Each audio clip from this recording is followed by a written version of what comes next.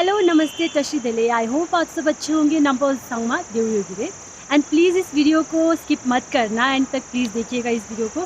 And first of all a very happy world tourism day to all of you. And इस बार की जो tourism day की theme है वो है टूरिज़्म एंड ग्रीन इन्वेस्टमेंट। तो इसका मैं थोड़ा सा मतलब अगर देख रही थी तो ग्रीन इन्वेस्टमेंट का ये इस तरह की कुछ इन्वेस्टमेंट एक्टिविटीज़ है जिनका मेजर फोकस रहता है उन पर्टिकुलर एरियाज़ या फिर उन पर्टिकुलर प्रोजेक्ट्स पे जो कि इको फ्रेंडली है। तो इस खास दिन पे मैं आपके साथ हिमाचल के बारे में थोड़ा डिस्कस करना चाहूँगी। एंड हिमाचल को देवभूमि के नाम से भी जाना जाता है। और हमारा हिमाचल जो है, यहाँ की जो सुंदरता है, नेचर ब्यूटी है, माउंटेन्स, रिवर्स और यहाँ की सिंप्लिसिटी जो है, इन चीज़ों के लिए फ़ेमस है। और साथ के साथ हिमाचल में स्नो पड़ती है तो स्नो के लिए भी बहुत ज़्यादा फेमस है। और अगर मैं टूरिज़्म पॉइंट ऑफ व्यू से बताऊँ, यहाँ पे हिमाचल में हमारे पास मेजर 4 डेस्टिनेशंस हैं जो फेमस है घूमने के लिए। फर्स्ट है हमारा शिमला, दूसरा है हमारा मनाली, तीसरा है धर्मशाला एंड फोर्थ है डलहौजी।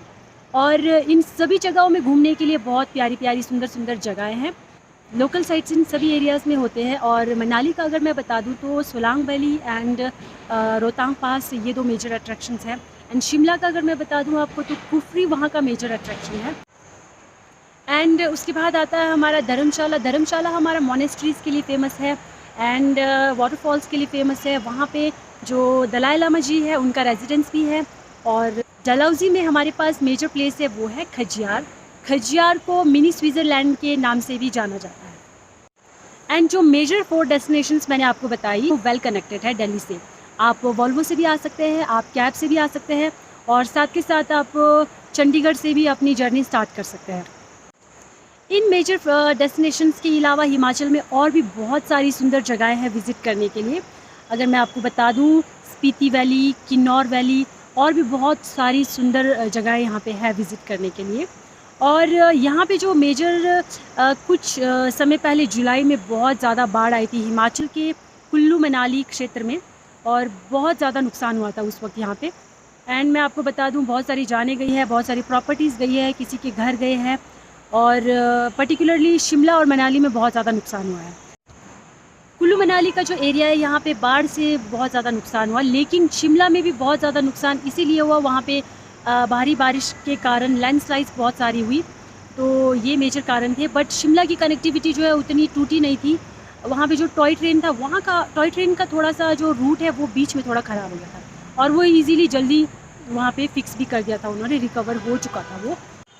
और रही बात कुल्लू मनाली की, तो जो मेन NH है कुल्लू मनाली आने के लिए वो बहुत सारी जगहों में टूट गया था, तो इस वजह से कनेक्टिविटी कहीं ना कहीं कुछ दिनों के लिए बिल्कुल ही टूट गई थी।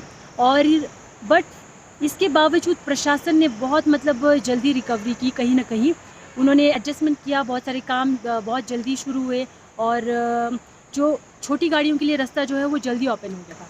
और मैं आपको बता दूं, BRO ने भी उस वक्त बहुत ही ज़्यादा सपोर्ट किया है, उन्होंने भी बहुत तेज़ी से जो उनके साइड वाला रूट था उन्होंने बहुत जल्दी रिकवर कर दिया था। वशिष्ठ के साथ जो रोड है वो वन वे जो है छोटी व्हीकल के लिए जल्दी शुरू हो चुका था। और अभी मैं आपको अगर बता दूं मनाली की कनेक्टिविटी के बारे में, मनाली जो है यहाँ पे छोटी गाड़ियाँ तो बहुत जल्दी शुरू हो गई थी और साथ के साथ वॉल्वो भी शुरू हो चुकी है मनाली के लिए। एंड मनाली के लिए जो वॉल्वो आती थी वो प्रॉपर मनाली तो नहीं पहुँच पा रही थी काफ़ी समय तक।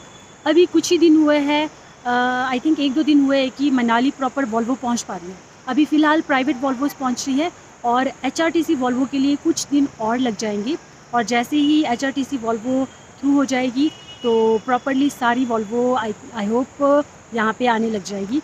और प्रशासन ने वैसे कहा है कि अगले मंथ मिड अक्टूबर अप्रॉक्सीमेट तब तक जो है सारी चीज़ें अच्छी हो जाएगी।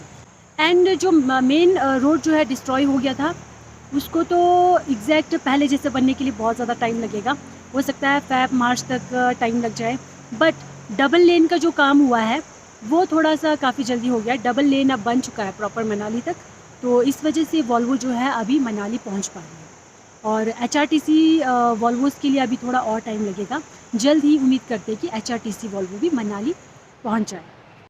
एंड आई होप आप इस वीडियो को ज़्यादा से ज़्यादा शेयर करें, जो इस वीडियो में मैसेज है वो ज़्यादा से ज़्यादा लोगों तक पहुँचे, ताकि हिमाचल में लोग वापस आने लगे, टूरिस्ट यहाँ पे आने लगे और हिमाचल प्रमोट हो सके, क्योंकि हिमाचल का जो मेन मेजर सोर्स जो है इनकम का वो है टूरिस्ट के थ्रू। तो टूरिस्ट जब से आने बंद हुए तब से बहुत ज़्यादा मतलब यहाँ पे फाइनेंशियली भी बहुत मुश्किल लोगों को फेस करनी पड़ रही है कहीं ना कहीं। अगर टूरिस्ट यहाँ पे वापस आता है तो सारी चीज़ें आई होप बेटर हो जाएगी पहले से। एंड अगर मैं आपको बता दूँ, रेनी सीज़न जो है वो ख़त्म हो चुका है, बारिश का यहाँ पे लैंडस्लाइड्स एंड ऑल वो यहाँ पे ख़त्म हो चुका है। तो आप आराम से घूमने आ सकते हैं। आप देख सकते हो कि अगर मैं आपको बता दूँ तो यहाँ पे अभी ट्रक भी आराम से आ रहे हैं। तो आप प्लीज़ हिमाचल को प्रमोट कीजिएगा। And once again a very happy world tourism day to all of you. और जो ये ग्रीन इन्वेस्टमेंट का बात है यहाँ पे, तो जो प्रशासन है वो अपने लेवल पे बड़ी चीज़ें करेगी, लेकिन हम आम आदमी भी अपने लेवल पे छोटी छोटी चीज़ें कर सकते हैं। जैसे कि अगर हम किसी जगह पे घूमने जाते हैं तो हम कूड़ा ना फैलाएं, जितना भी कूड़ा है वो हम साथ में ले जाए, डस्टबिन में डालें, या फिर आसपास जो डस्टबिन दिख रहा है डस्टबिन में डालें। और साथ के साथ हमको इलेक्ट्रिसिटी, वाटर, ये चीज़ें भी सेव करनी है। तो छोटे छोटे स्टेप्स हम अपनी तरफ से कर सकते हैं।